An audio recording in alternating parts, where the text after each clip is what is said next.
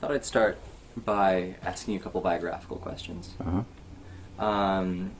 Is that all right? Yeah. Okay. Yeah. Well, I thought I'd start by asking you about when you were first politicized, or how you became politicized. Well, I've always been politicized. The question is, what have I been politicized about? Okay. And I suppose one of my first political memories was the Labour Party election of 1945, when I was 10, Mm-hmm. you know. And obviously there was something going on. I didn't really understand exactly what, but there was a lot of polarization and stuff going on in the streets, and my grandmother in particular was very articulate about who she wanted to see get elected and why, so I guess I felt something about the Labour Party was rather significant. And that stuck with me a bit, I guess, as time went on. I was on that side of the fence. Okay. So you came from a leftist?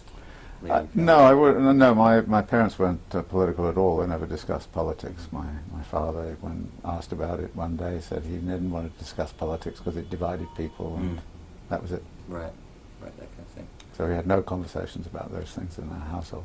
Uh-huh. So when so there was the Labour Party moment. When do you think you, I guess, started articulating a leftist politics for yourself over there? How'd that come in? I think by the time I'm in my teens, late teens, something like that, I was interested. And when I got to college, I guess I would have said I was sympathetic to socialism in general, probably more sympathetic to Fabian socialism, and the notion of social democracy and that. I think there are a whole bunch of things that occurred historically which marked me quite a lot. I mean, I think the year of my 21st birthday was a time when the Suez events took place, and I think this whole kind of question of British Empire and British imperialism and that, which had been sort of effectively, even amongst leftists, was kind of considered a good thing for the world, suddenly becomes very fiercely in question. And of course, at the same time, we have the Hungary events, which make you start to question what the alternative is, and so there were a whole set of questions which then arose that led me to start to try and think things through, instead of just intuitively saying, oh, well, I'm on the left. You kind of start asking questions about what kind of left this is, and starting to question things like what was going on in Kenya with the Mau Mau emergency, and all kinds of things like that suddenly started to be questioned around that time. My left politics was not Marxist before 1970 or so.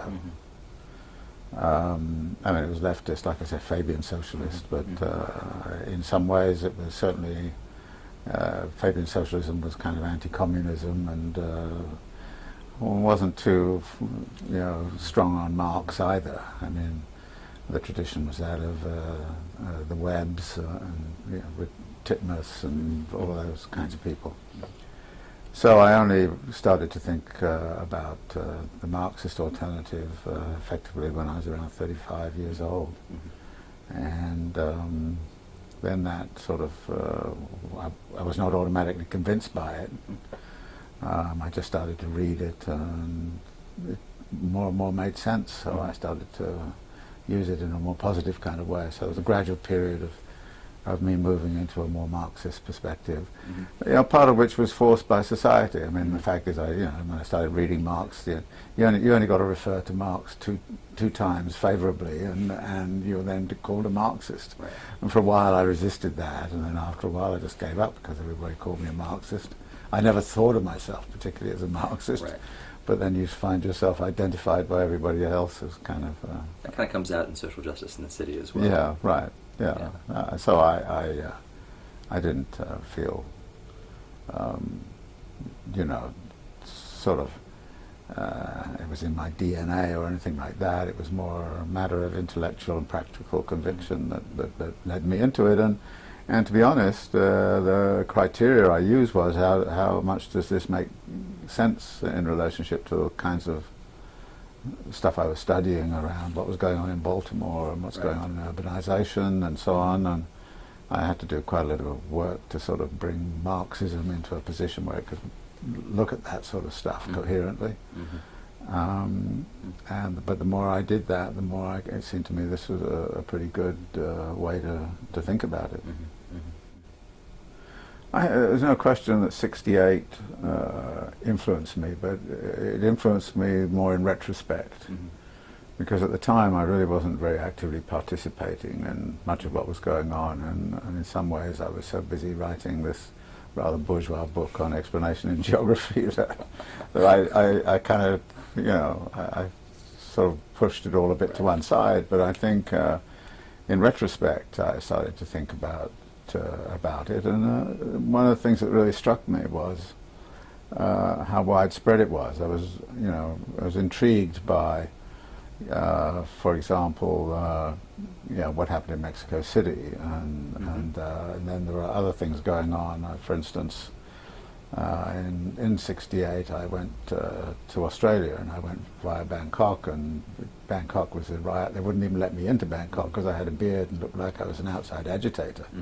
So they actually picked me up at the airport. I had to change planes, and they picked me up at the airport and basically put me in a hotel, and with instructions that I had to be at the airport at 10 o'clock the next morning, So I realized that this is a global thing, and then the big question arises, how did it become so global?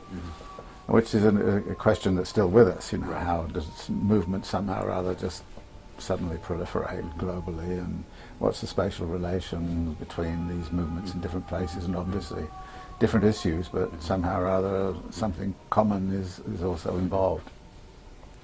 So I would say that whole '68 period influenced me a great deal, but like it was after the event that I started to think about it and wonder about it.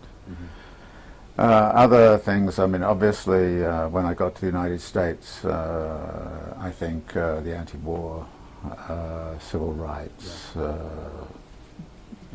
urban crisis, configuration, put together questions of imperialism and capitalism and racial kind of upheavals and urbanization, they all came together. And it was a very, very activist period. We were constantly, occupying the streets. And Johns Hopkins, where I was not a particularly political university, but even there, things happened. Right. And Baltimore was Baltimore, and so becoming involved in all of that. At the same time, not only being involved in the politics of it, but also be involved in intellectual inquiries into what was going on in the deeper level in housing markets in the city, and where the political unrest was coming from. So that, I think, probably was very, very formative for me. And in a curious kind of way, it was very lucky I was at Johns Hopkins, because Johns Hopkins kind of university is very conservative, but it's very sort of libertarian. Nobody takes any notice of what you're doing. They don't care, actually. And somehow or other I managed to survive there, and I did what I wanted, and nobody said booed what I was doing, so I could start to work very freely in the sort of Marx thinking at the same time as there's all of this activism going on around me. Was there, were there alliances, symbiotic relationships between some of the kind of analysis and critical work that you and other people at Hopkins were doing in some of the political struggles, or how did they connect? They were very much connected. Yeah. In fact, in some ways, the form of my Marxism, such as it is very much influenced by the fact that I was really trying to make sense of what was going on in the city. Right. and if I couldn't make Marx's sense of what was going on in the city, then Marxism was not for me. And it was only because I could make sense of what was going on in the city using Marx's tools that I was able to put it all together. So I was very much putting it all together at the same time. There was all this activism. I was not an organizer or anything like that, but we were perpetually being called out on strike and doing things. And later on, when Neil Smith came, Neil was very activist and was constantly insisting I go out and picket lines and things like that, which I sometimes found a bit of a nuisance, I have to say, but on the other hand it was good for me. But no, I think there was always a big dialogue going in my mind of, between these two realms. There's also dialogue